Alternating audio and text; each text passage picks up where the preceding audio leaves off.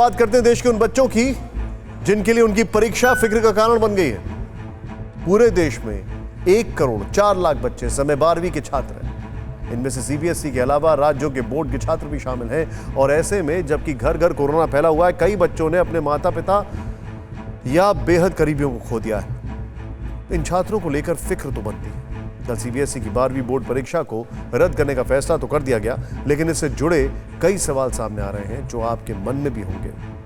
आज हम आपको ऐसे ही कुछ सवालों के जवाब देंगे, जैसे छात्रों को नंबर किस आधार पर मिलेंगे। पहला, इंटरनल असेसमेंट किस तरह से होगा। कोई छात्र अपने रिजल्ट से असंतुष्ट हुआ तो क्या होगा। प्रैक्टिकल परीक्षाओं में नंबर कैसे मिलेंगे। कॉलेजों में दाखिले की प्रक्रिया क्या होगी।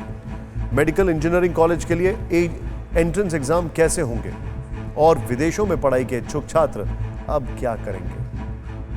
दरअसल सरकार ने अभी तक इन सवालों के जवाब नहीं दिए, इसीलिए हमने आज परीक्षा से जुड़े अलग अलग पक्षों से बातचीत की। हमने छात्रों से भी बात की, शिक्षकों से भी बात की और उन लोगों से भी जो कॉलेजों में दाखिला के नियम तय करते हैं। लेकिन आगे बढ़ने से पहले आपको यह भी बता देते हैं कि किस राज्य में अभी परीक्षा को लेकर स्थिति क्या है, क्योंकि फिलहाल सभी राज्यों ने सीबीएसई की तरह अपनी परीक्षाएं रद्द नहीं की हैं। मिसाल के तौर पर गुजरात में 12वीं की परीक्षा रद्द हो चुकी है। मध्य प्रदेश में भी परीक्षा रद्द हो गई है। हरियाणा में भी बोर्ड की परीक्षा को रद्द कर दिया गया है। उत्तर प्रदेश में अभी फैसला नहीं हुआ है, लेकिन परीक्षा वहां रद्द हो सकती है। इसी तरह राजस्थान में भी परीक्षा रद्द हो सकती है। महाराष्ट्र में डिजास्टर मैनेजमेंट डिपार्टमेंट इस पर जल्द फैसला लेने वाला है।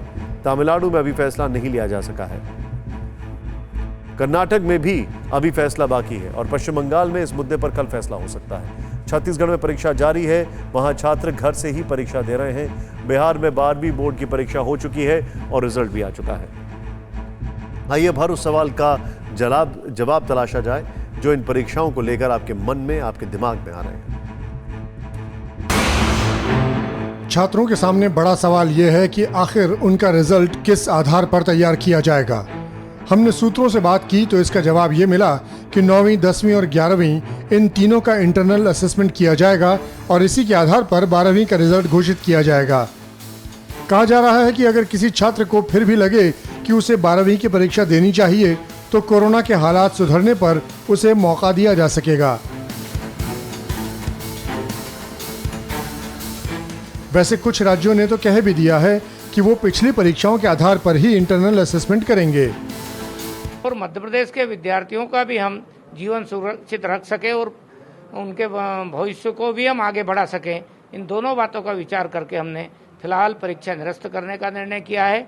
और 10वीं, 11वीं और 12वीं के जो उनका कुल मिला के उन्होंने अंक प्राप्त किए हैं और 12वीं में जो इस साल जो उन्होंने वर्ष भर की गतिविधियों में भाग लिया, उनका वेट तय करके उसके आधार पर उनका रिजल्ट तैयार करेंगे।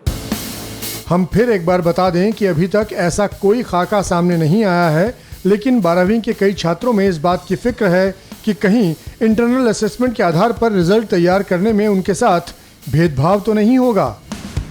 हमारा जो रिजल्ट होता है वो अब टीचर्स को ये भी देखना चाहिए कि किसी बच्चे के साथ अनफेयर डिसीजन नहीं होना चाहिए। जैसे टीचर्स का होता है, कई स्टूडेंट्स उनको अच्छे लगते हैं तो वो उनके साथ मतलब बाकी स्टूडेंट्स के साथ कोई अनफेयर डिसीजन ना ले। कुछ टीचर्स होते हैं जो मतलब कि बहुत जैसे क्लास के मॉनिटर्स होते हैं, जो उनके फेवरेट स्टूडेंट्स होते हैं, उनको ज़्यादा मार्किंग देते हैं। तो मैं चाहती हूँ कि वो टीचर्स वो ना करे, सबको मतलब कि देख कर ही मार्क्स दे, किसी के साथ अनफेयर डिसीजन ना हो। हमने बच्चों की यही फिक्र उन लोगों के सामने रखी जिनके हाथ में शिक्षा की कमान है।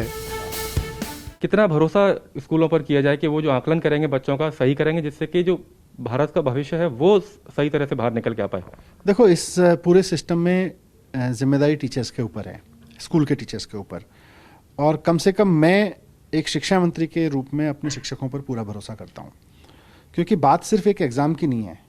बात यह है कि हमने उस टीचर पर भरोसा करके अपना बच्चा उसको सौंपा हुआ है और ये कहा हुआ है कि आप 12 साल इसको पढ़ाइए और इसका भविष्य बना दीजिए। अगर हम अपने टीचर पर इतना भरोसा कर सकते हैं तो इतना तो कर ही सकते हैं कि वो 12वीं के क्लास में उसका असेसमेंट भी ठीक करके देगा। टीचर्स पर भरोसा नहीं करने से काम नहीं चल सकता है। कोई भी सरकार, कोई भी सिस्टम अगर अपने टीचर्स पे भरोसा नहीं करेगा तो शिक्षा चल ही नहीं पाएगी। एग्जाम तो बहुत छोटी चीज़ है।